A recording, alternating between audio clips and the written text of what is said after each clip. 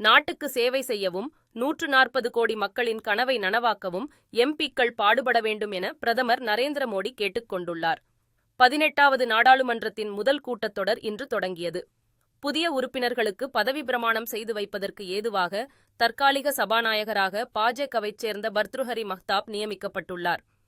தற்காலிக சபாநாயகராக தேர்ந்தெடுக்கப்பட்டுள்ள மஹ்தாபுக்கு குடியரசுத் தலைவர் திரௌபதி முர்மு பதவி பிரமாணம் செய்து வைத்தார். இந்நிலையில் நாடாளுமன்றத்திற்கு வந்த பிரதமர் மோடி செய்தியாளர்களை சந்தித்தார்.